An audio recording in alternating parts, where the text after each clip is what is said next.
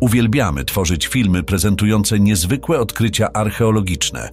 Może to być wszystko, co przyciąga naszą uwagę, od maleńkiego fragmentu starożytnej biżuterii po odkopanie starożytnej mapy Stwórcy Świata. W tym filmie mamy szereg znalezisk, zarówno dużych, jak i małych, czekających na Waszą uwagę. Przejdźmy więc do rzeczy.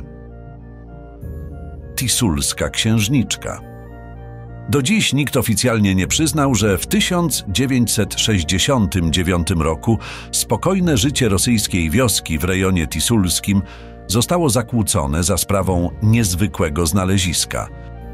W miejscowej kopalni górnicy znaleźli tajemniczy sarkofag, a kiedy otwarto marmurową skrzynię, okazało się, że to trumna po brzegi wypełniona przezroczystym, różowo-niebieskim płynem. W środku leżała kobieta.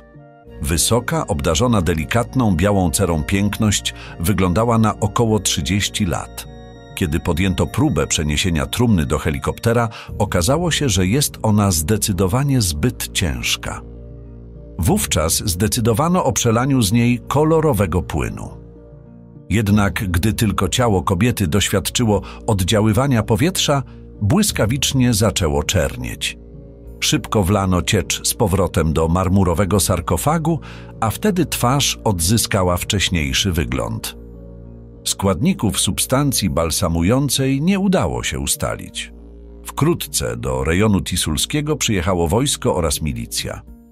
Teren otoczono, zaś miejsce, w którym znaleziono trumnę, zrównano z ziemią, po czym usytuowano tam wysypisko śmieci. W ciągu kolejnego roku w wyniku zdarzeń drogowych zginęło 6 robotników, którzy otworzyli sarkofag.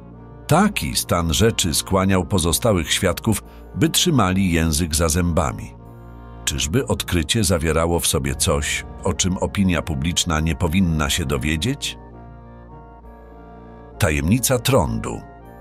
Dziś, nawet wraz z pojawieniem się wyrafinowanych technik molekularnych, epidemiologia i patogeneza trądu kryje wiele tajemnic. Wyniki nowych badań sugerują, że choroba ta może być najstarszą infekcją specyficzną dla człowieka, której korzenie prawdopodobnie sięgają milionów lat wstecz.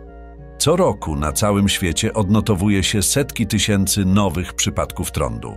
Chociaż w starożytnych pismach egipskich, greckich i rzymskich znajdują się wzmianki o trądzie, plaga trądu najwyraźniej osiągnęła szczyt w średniowieczu, gdy choroba rozprzestrzeniła się po Europie.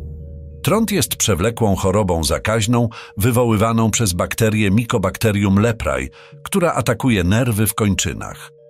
Objawy mogą obejmować jaśniejsze plamy i grudki na skórze, a także utratę czucia i osłabienie mięśni spowodowane pogrubieniem nerwów.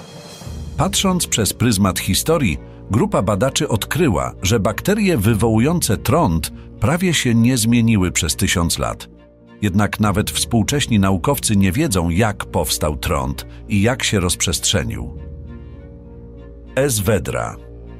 Zaginione miasto Atlantydy.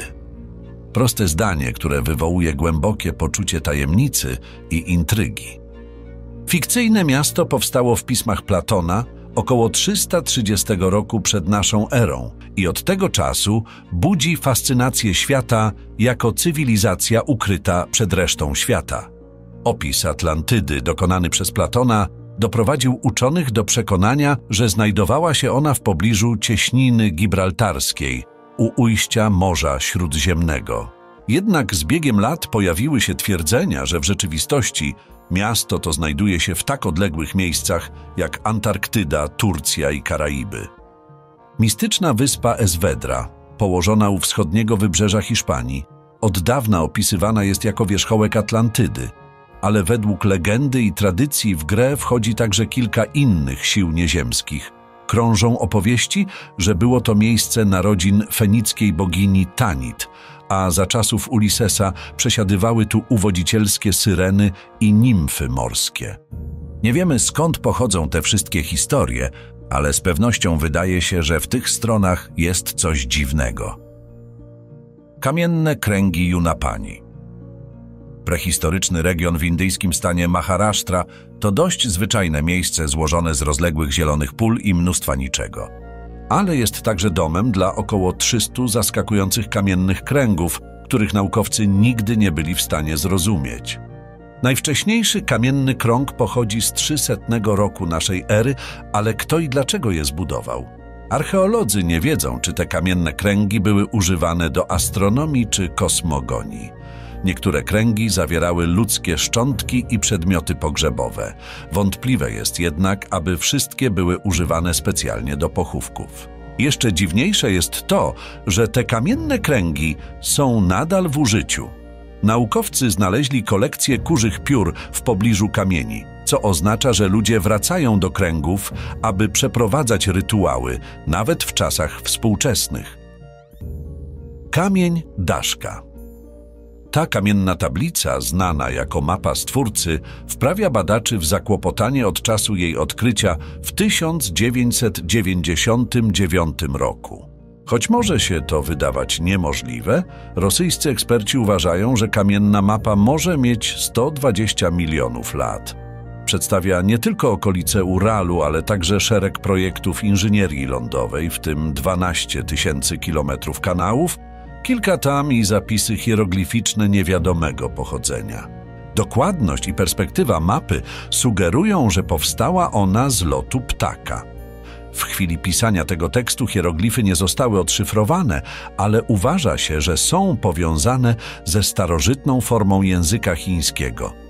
Kamień Daszka niewątpliwie wskazuje na bardziej zaawansowaną cywilizację Uralu niż wcześniej przypuszczano. Jednak twierdzenia, że został stworzony 120 milionów lat temu przez geograficznego stwórcę, są w większości fałszywe. Naukowcy podejrzewają, że tablica powstała około 3000 lat temu, jednak ustalenie radiowęglowe samych rycin jest niezwykle trudne. Hybryda. Ludzie myślą zwykle o sobie jako o istotach wyjątkowych pośród innych stworzeń zamieszkujących Ziemię. Jako gatunek rzeczywiście jesteśmy jedynymi przedstawicielami rodzaju Homo. Nie zawsze jednak tak było. Przez większą część historii człowieka równocześnie i blisko siebie występowały różne gatunki. Tak było jeszcze 50 000 lat temu, kiedy w jednym miejscu żyli obok siebie Neandertalczyk i Denisowianin. Wiemy także, że te gatunki krzyżowały się ze sobą, o czym świadczą ślady jednego gatunku w DNA innego. Nigdy wcześniej nie udało się jednak znaleźć bezpośredniego dowodu krzyżowania. Takiego odkrycia dokonali naukowcy z Instytutu Maxa Plancka, którzy natknęli się na szczątki hybrydy pierwszej generacji, czyli 13-letniej dziewczyny, której matka należała do gatunku Homo neanderthalensis, a ojciec był Denisowianinem. Odkrycie jest pierwszym bezpośrednim dowodem na krzyżowanie się dwóch gatunków człowieka. Krzyżowanie samo w sobie nie jest oczywiście zaskoczeniem. Naukowcy wyselekcjonowali już wcześniej genomy obu gatunków i napotkali dowody mieszania, ale nigdy w pierwszym pokoleniu. To by było na tyle w dzisiejszym odcinku. Dziękuję za oglądanie i zapraszam do subskrypcji naszego kanału po więcej takich filmów. Do zobaczenia już niebawem. Cześć! Wideo przetłumaczone przy wsparciu Eleven Labs.